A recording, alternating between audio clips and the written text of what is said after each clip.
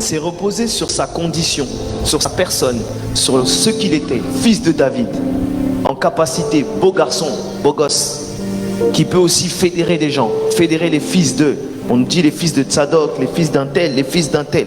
Donc des gens importants dans le pays. Amen. Mais ça, ce n'était pas la volonté de Dieu. Amen.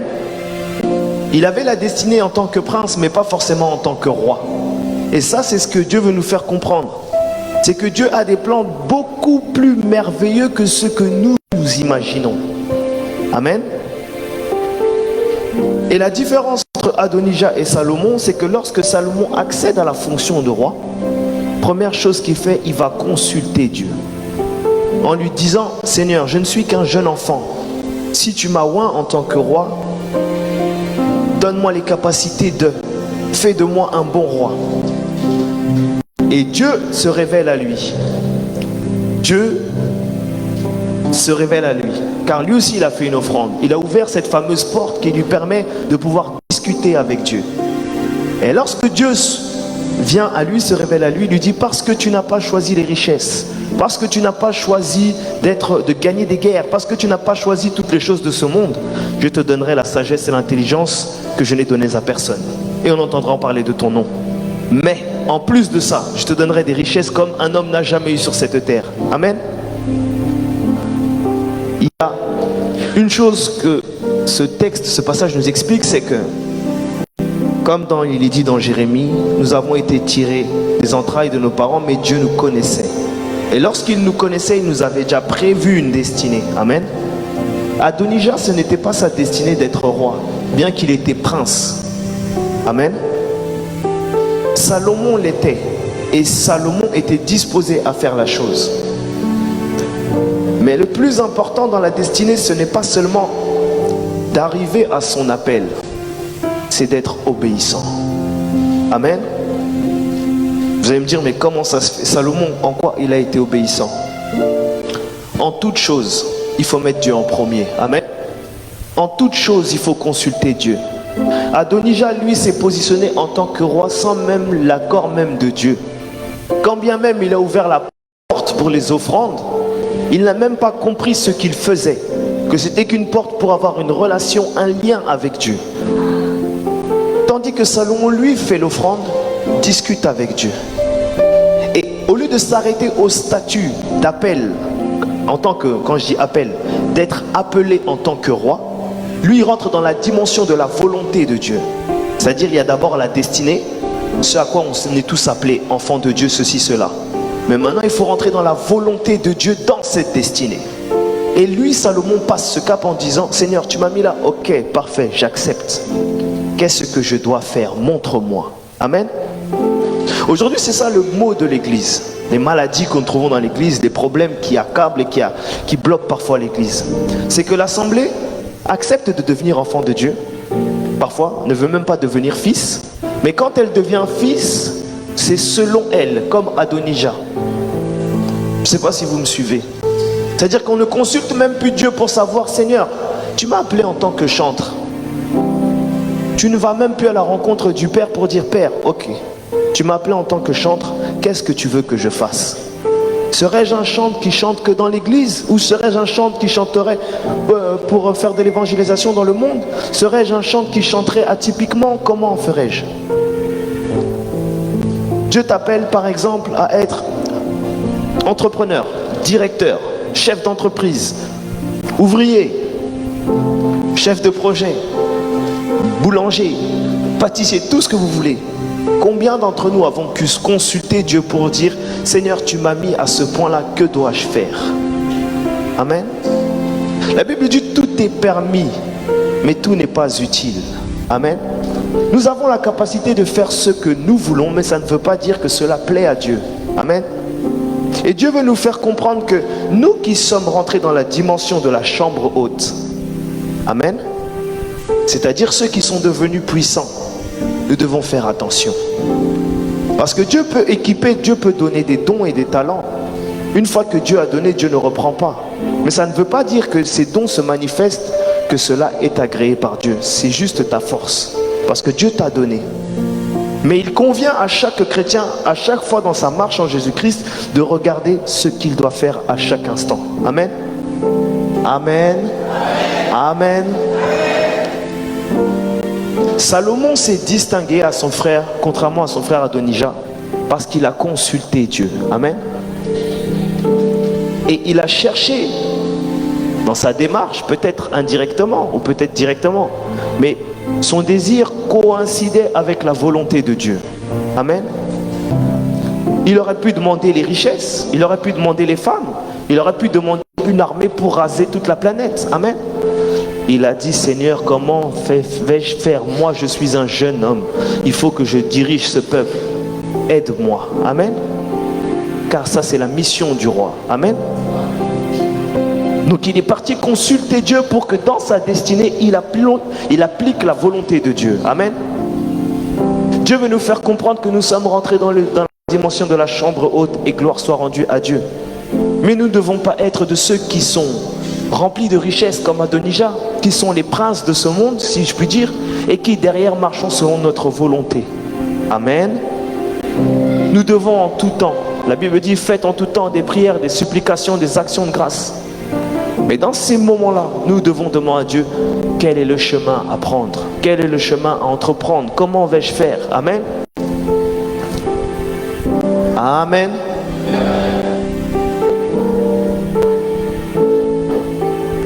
Un autre exemple. Saül. Amen. Il a fait exactement comme Adonijah. Dieu lui dit, dans cette bataille, tout ce que tu verras, tu voueras en interdit. Tu ne prends rien, tu ne gardes rien. Tu supprimes tout, tu brûles tout, tu détruis tout. Et puis, comme il est le roi, mais pas le roi des rois, il est juste le roi d'Israël, il n'est pas le roi des rois. Saül se dit, bon, gardez-moi les meilleures bêtes, les meilleurs bétails, je ferai une offrande et je donnerai à Dieu. Amen. Et lorsqu'il fait ça, le prophète Samuel vient le voir et il lui dit, mais pourquoi tu as fait ça? Dieu ne t'avait pas dit. Il dit de vouer ça à l'interdit. Pourquoi as-tu fait ça? Amen. Nous allons lire ce verset qui m'a beaucoup marqué.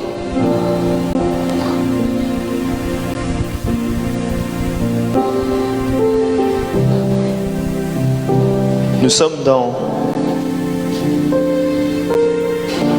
1 Samuel 22, non, 1 Samuel 15, verset 22.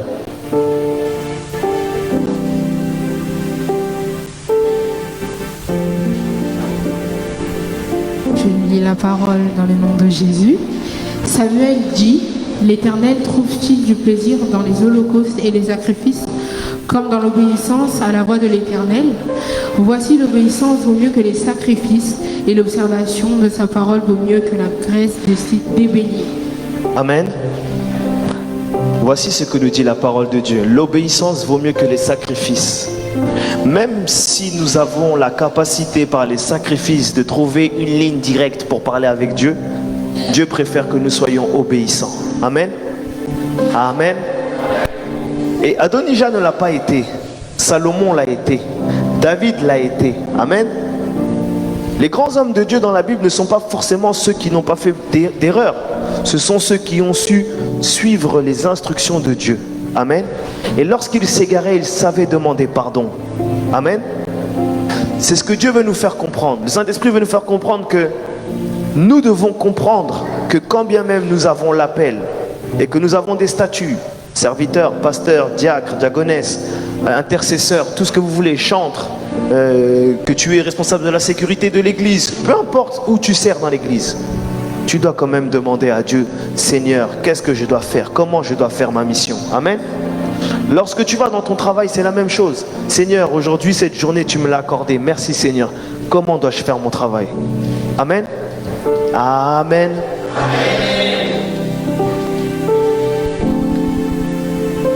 Il a été reproché à Saül et à Adonijah de ne pas écouter, de ne pas être obéissant et de préférer la facilité des sacrifices. En gros, ils se disent, bon, on fait des bêtises, c'est pas grave, on va faire des offrandes, Dieu va nous pardonner. Non, ça ne marche pas comme ça. Amen.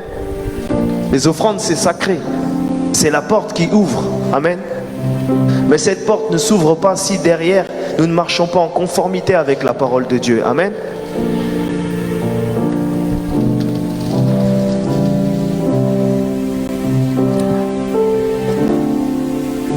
Jean chapitre 6 verset 38 nous dit: en effet, je suis descendu du ciel pour faire non ma volonté, mais celle de celui qui m'a envoyé. Amen.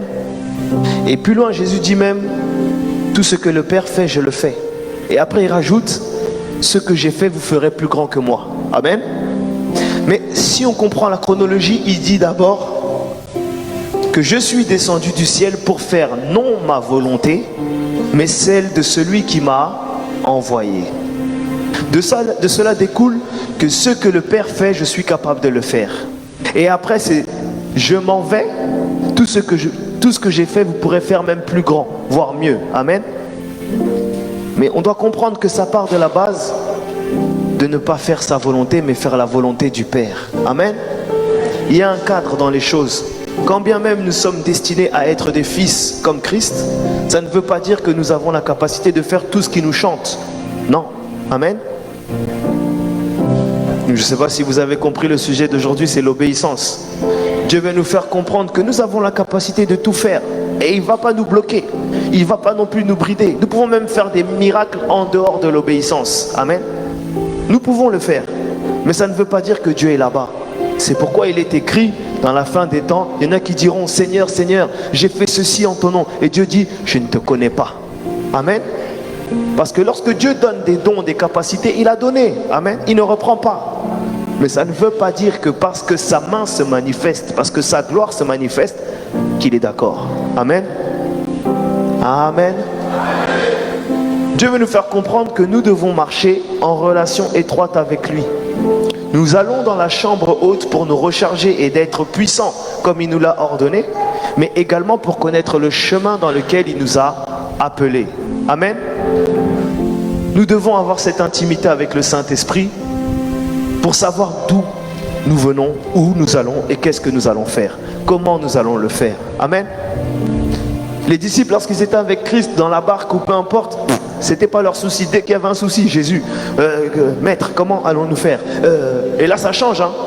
Là il appelle maître ou il appelle rabbi ou peu importe. Dès qu'il y a un problème, c'est l'attitude que nous devons avoir avec Dieu. Amen. Même si nous savons que nous sommes plus que vainqueurs, même si nous avons la capacité de, ça ne veut pas dire qu'il faut faire. Il faut regarder les Écritures à savoir si ce que nous faisons sont en conformité avec la parole de Dieu, si ce que nous allons mettre en place est en adéquation avec la volonté de Dieu, avec ce que Dieu dit dans sa parole. Amen. Vous savez, moi il y a un verset qui m'a choqué, qui a révolutionné, voire bouleversé ma vie. C'est ma femme qui me l'a appris. Celui qui ne prend pas soin des siens est pire qu'un infidèle. Il a renié la foi. Amen. Ça veut dire que celui qui est dans une famille, mais qui passe son temps à vouloir aider toute la planète, même s'il sauve des gens, même s'il a fait, mais qui ne prend pas soin des siens, Dieu le voit comme un païen. Amen. La Bible dit: il a renié la foi. C'est juste un exemple pour nous faire comprendre que nous avons la capacité de tout faire. Et certaines choses peuvent paraître bonnes, si je puis dire. Amen. Elles paraissent bonnes, mais ça ne veut pas dire que Dieu agrée, que Dieu est d'accord. Amen. Car il dit que celui qui ne prend pas soin des siens, surtout ceux de sa famille, il a renié la foi. Amen. Pourtant cette personne, une personne qui peut être dans ce cas-là, peut être quelqu'un qui donne des milliards, des millions pour les opprimés, des milliards pour, je ne sais pas moi, les veuves, les orphelins, les sans-abri, tout ce que vous voulez. Mais s'il ne prend pas soin des siens, il est pire qu'un infidèle. Amen. Mais maintenant, d'un œil à l'extérieur, on peut penser que non, ah non, cet homme-là, c'est sûr, lui, il a sa place là-haut. Dieu lui a fait même un château avec 8 chambres. Dieu n'est même pas là-bas. Amen. C'est ce que Dieu veut nous faire comprendre. Nous avons la capacité de faire des choses qui pourront paraître bonnes, mais qui ne le sont pas forcément pour lui. C'est pourquoi il faut marcher dans l'obéissance. Amen. C'est pourquoi il faut consulter Dieu. Parce que si on ne consulte pas, malheureusement, on passera à côté. Vous savez, ce verset, il est dur. Hein, le verset qui dit que dans les derniers temps, il y aura des grincements de dents. Dieu dira même, je ne te connais pas. Tu auras prêché, tu auras évangélisé, tu auras tout ce que tu veux. Dieu te dit, je ne te connais pas. Est-ce que vous vous rendez compte de la... Donc toi, tu arrives avec toute l'assurance au paradis, tranquille. Ouais, Élie, ouais, je check Moïse. Ouais, Samuel, ouais. Et tu te dis, ouais, non. Moi, campagne, j'ai fait des campagnes, j'ai fait... Et Dieu dit, je ne te connais pas. Amen. Mais j'ai imposé les mains aux malades. Ils étaient guéris. Telle personne. D'ailleurs, c'est moi qui ai fait convertir tel pasteur. Aujourd'hui, c'est lui qui... Truc. Amen. Dieu te dit, je ne te connais pas. L'obéissance vaut mieux que le sacrifice. Peu importe les sacrifices que nous faisons. Ça peut être les offrandes. Amen. Ça peut être passer son temps tous les jours à l'église ici. Et comme je dis, tu peux être une maman, tu viens ici, tu fais le ménage, tu fais tout, tu es toujours là. Mais tu n'es jamais chez toi, tu ne t'occupes pas de tes enfants. La Bible dit, celui qui ne prend pas soin des saints est pire qu'un infidèle. Amen. Nous devons avoir des vies équilibrées. Amen. Nous devons avoir des vies équilibrées. Savoir prendre soin de nos maisons, de nos familles, de nos enfants et de ceux qui nous entourent. Et savoir donner aux autres. Et c'est pour ça que la Bible dit, quand on a posé à Jésus quel est le plus grand commandement, il a dit, tu aimeras ton prochain comme toi-même. Est-ce que vous comprenez? Tu aimeras ton prochain, oui, comme toi-même. Tu dois t'aimer. Aimer tes proches, aimer ta famille, aimer ton mari, ta femme, tes enfants. Tu dois t'aimer. Amen. Amen. Ce ne sont pas des attaques ni des reproches. C'est Dieu qui veut nous faire comprendre que nous devons rentrer dans cette dimension. Parfois on passe à côté de certaines choses et notre évangélisation n'a pas d'impact parce que les fondements sont renversés. On peut être des gens qui envoyons le feu, qui faisons descendre la pluie, qui bloquons le ciel. Tout ce que vous voulez, quand tu pries, Dieu il est là. Et c'est indéniable. Amen. Mais quand on voit ta relation avec les hommes, avec tes proches, avec tes parents, avec tes frères, avec tes enfants, c'est bizarre. Amen. Dieu veut nous faire comprendre que l'obéissance vaut mieux que le sacrifice. Nous devons faire des introspections, regarder à l'intérieur de nous-mêmes, afin que chacun puisse comprendre quelle est l'espérance qui s'attache à son appel, en effet. Mais surtout, dans cet appel, qu'est-ce que Dieu attend de moi? Amen. Amen. Il y a un exemple que j'aime bien aussi, c'est Jonas. Jonas, on dirait c'est... Il aurait pu être congolais. Le gars, on l'appelle pour servir Dieu. Le gars, il boude, il veut pas. Dieu vient le voir, il bombe. Si on pouvait même faire des traductions, c'est comme s'il disait à Dieu, oh mais Dieu, toi t'abuses, toi. Laisse-moi vivre ma petite vie, tu veux que j'aille voir d'ailleurs. Et puis, il avait des réponses. Il répondait à Dieu, Dieu, toi tu es Dieu. T'as pas besoin de moi pourquoi tu veux que j'aille? Toi, t'es Dieu. Vous voyez le degré des réponses de Jonas. Il connaissait Dieu, il connaissait la parole, mais il voulait en faire selon sa propre volonté. Dieu lui dit, va là-bas, à Ninive. Non, lui, il va à Tarsis. Et puis le pire de tout, c'est que quand il est dans la barque et qu'il y a la tempête, il dort tranquille. Il dort tranquille, donc il sait que c'est lui le problème. Amen. Dieu veut nous montrer que dans la désobéissance, tu peux créer même des tempêtes autour de toi parce que tu es désobéissant. Amen. Si tu n'obéis pas, tu peux créer des troubles et tu vas voir que certaines personnes vont commencer à te fuir parce que quand Dieu t'a choisi, il t'a choisi. Amen. Quand Dieu il t'a appelé, il t'a appelé.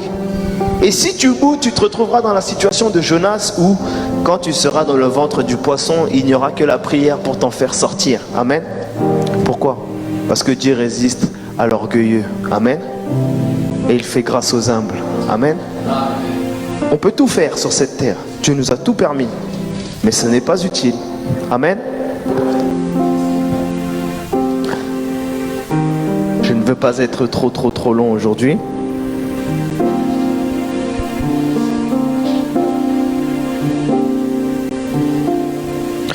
dernier verset. Et on va s'arrêter là.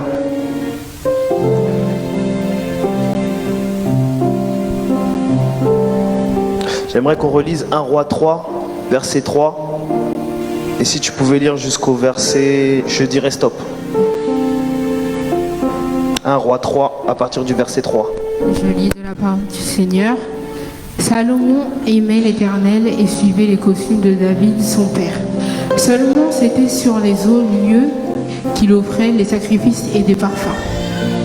Le roi se rendit à Gabaon pour y sacrifier, car le principal des hauts lieux, Salomon offrit 1000 holocaustes sur l'autel. À Gabaon, l'Éternel apparut en songe à Salomon pendant la nuit, et Dieu lui dit : « Demande ce que tu veux, et je te le donne. » Salomon répondit : « Tu as traité avec une grande bienveillance ton serviteur David, mon père, parce qu'il marchait en ta présence dans la fidélité, dans la justice et dans la droiture du cœur envers toi. Tu lui as conservé cette grande bienveillance et tu lui as donné un fils qui est assis sur son trône, comme on le voit aujourd'hui. Maintenant, l'Éternel, mon Dieu, tu as fait régner ton serviteur à la place de David, mon père, et moi, je ne suis qu'un jeune homme qui n'ai point d'expérience. Ton serviteur est au milieu du peuple que tu as choisi, peuple immense qui ne peut être ni compté ni nombre à cause de sa multitude. Accorde donc à ton serviteur un cœur intelligent pour juger ton peuple, pour discerner le bien du mal, car qui pourrait juger ton peuple, ce peuple si nombreux? Cette demande de Salomon plut au Seigneur. Et Dieu lui dit : puisque c'est là ce que tu demandes, puisque tu ne demandes pour toi ni pour une longue vie, ni les richesses, ni la mort de tes ennemis, ni tu demandes de l'intelligence pour exercer la justice, voici, j'agirai selon ta parole. Je te donnerai un cœur sage et intelligent, de telle sorte qu'il n'y aura personne devant toi et qu'il ne verra jamais personne de semblable à toi.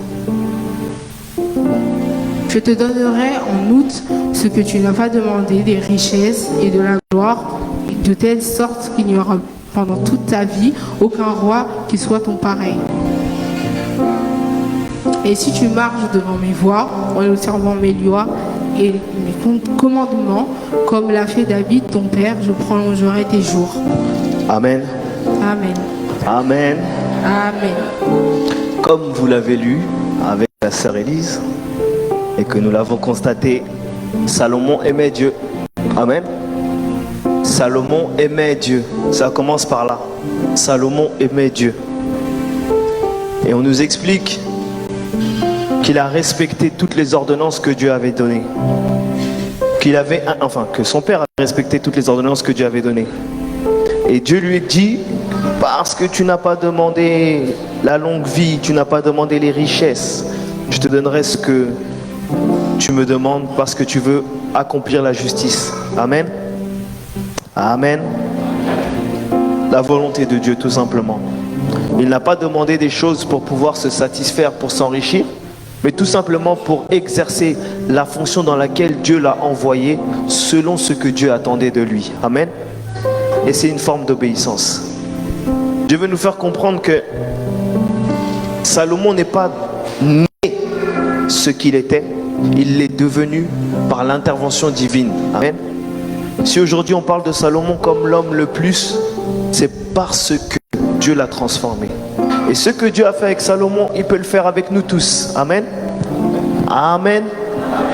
Mais pour ça déjà, il faut le vouloir. Amen. C'est pour ça que je disais, le plus grand point dans la vie chrétienne, ce n'est pas seulement la destinée.